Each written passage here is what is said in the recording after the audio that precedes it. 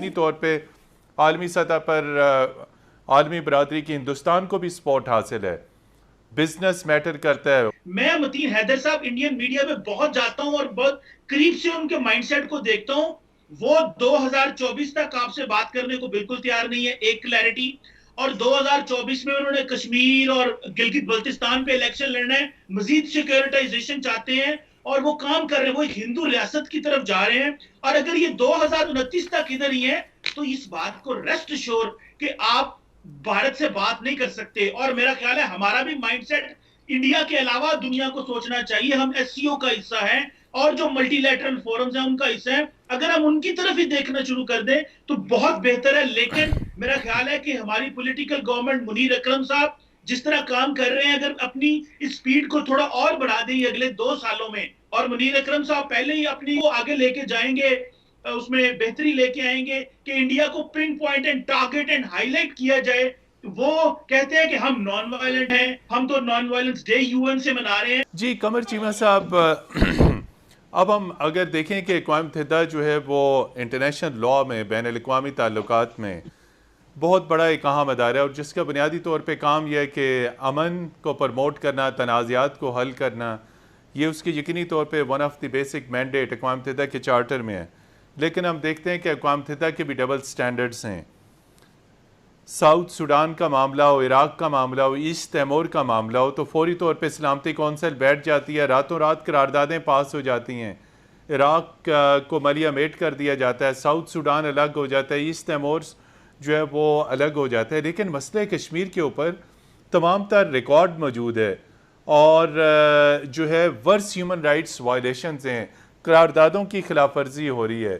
तो लेकिन आखिर अक़वाम मुत्तहिदा के ये डबल स्टैंडर्ड क्यों? जी चीमा साहब, over to you. Sir thank you very much once again. देखिए मतीन हैदर साहब, मैं ये समझता हूं कि वो एक सिंपल सा फॉर्मूला है। दुनिया समझती है कि इंडिया का एक ग्लोबल फुटप्रिंट्स बढ़ रहे हैं। अमेरिका ने जो अपनी पैसिफिक कमांड है उसका नाम इंडो पैसिफिक रख दिया इंडियन ओशन के लिए। अब देखिए ये कि इंडिया की वो जो एक जो रीजनल स्टेटस है उसको बढ़ रहा है, इसको भी हमें ज़हन में रखना है। सारा टाइम हम बात तो करते हैं कि वो अपना एक इलिबरल पॉपुलिस्ट, उनके अंदर जो ट्रेंड्स हैं वो इमर्ज कर रहे हैं, माइनॉरिटीज के लिए वहां पे क्या हो रहा है। लेकिन मेरा ख्याल है रियलिटीज भी हमारे सामने होनी चाहिए। और मैं समझता हूं कि इस साल इंडिया एक तो नॉन परमानेंट मेंबर बन रहा है, लेकिन चैलेंजेस बढ़ रहे हैं। उसकी 2-3 वजूहात मैंने निकाली हैं। पहली बात कि इस दफा यूएन के प्रेसिडेंट कह रहे हैं कि यूएन का सितंबर का सेशन, वो जो ग्लोबल लीडर्स आते हैं, वो नहीं होगा। जब वो नहीं होगा तो वो जो इमरान खान ने स्पीच की थी, वो उसकी जो पूरी दुनिया में उसकी आवाज गूंजी थी, जाहिर बात है उसमें भी वो प्लेटफॉर्म भी नहीं मिल पाएगा। गो के हो सकता है लाइव करें, स्काइप पर करें, क्या करें, वो एक और चीज होगी। लेकिन एक प्लेटफॉर्म का ना होना डेफिनेटली एक चैलेंज है पूरी दुनिया के लिए, और पाकिस्तान के लिए और कश्मीर के लिए मजीद एक चैलेंज है।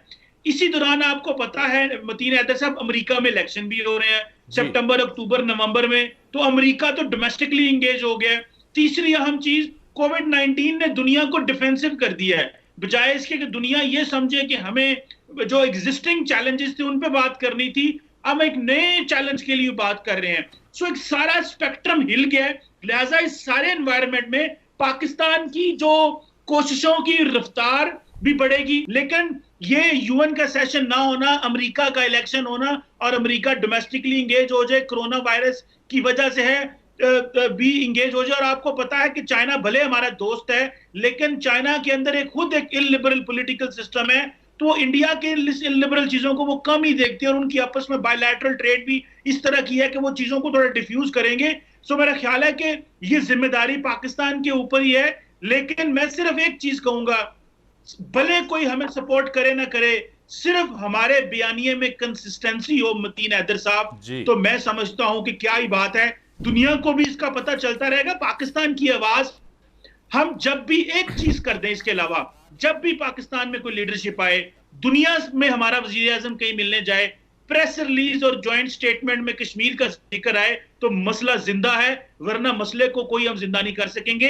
कश्मीर का मसला हर प्रेस रिलीज में आना चाहिए, बेशक जो भी हो। सवाल आपसे यह है कि गुज़िश्ता बरस एशिया पैसिफिक ग्रुप के इजलास में इंडिया की इंडोर्समेंट हुई, पाकिस्तान मौजूद था उस ग्रुप के अंदर, तो आखिर क्या वजह है कि अगर हमने वोट दिया नहीं दिया, एंडोर्समेंट करी, यकीनी तौर पे पाकिस्तान ने अगर खामोशी भी इख्तियार की है तो वो भी इसका मतलब है कि हमने उसकी मुखालफत नहीं करी। कुछ इस पस मंज़र पर रोशनी डाली है कि आखिर ये पाकिस्तान की जानिब से एंडोर्समेंट क्यों हो गई गुज़िश्ता बरस? ये देखिए, इस पे मैं पूरी तफसील में नहीं जानता हूँ क्योंकि मैं यहाँ नहीं था उस वक्त। मैंने नवंबर में यहाँ मैं टेक ओवर किया है, पर मैंने पूछताछ जो की है, बात यह है कि हिंदुस्तान ने अपना कैंडिडेचर 213 में अनाउंस किया था, जब अफगानिस्तान को उसने बिठाकर उस अफगानिस्तान की जगह उसने अपना कैंडिडेचर पेश किया था। ये 2013 में से हुआ है, मुझे बताया। तो लॉबिंग 2013 से चल रही है।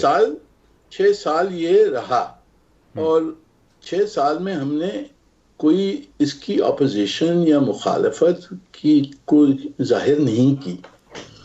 जब ये मसला सुना है कि जब ये एशिया पैसिफिक में ग्रुप में आया एंडोर्समेंट के लिए, वो बहुत सडनली उन्होंने रेज किया और बहुत सारे मुल्क ने वहाँ सपोर्ट किया। अब हमने पोजीशन और ऑपोजिशन अगर हम ले भी लेते, हमने लेनी चाहिए थी। अगर मैं बैठा होता तो मैं तो obviously I would oppose it, पर शायद गलती हुई या शायद उस पे आवाज़ हमारी ड्राउन आउट हो गई। पर उस वक्त एंडोर्समेंट उनकी हो गई।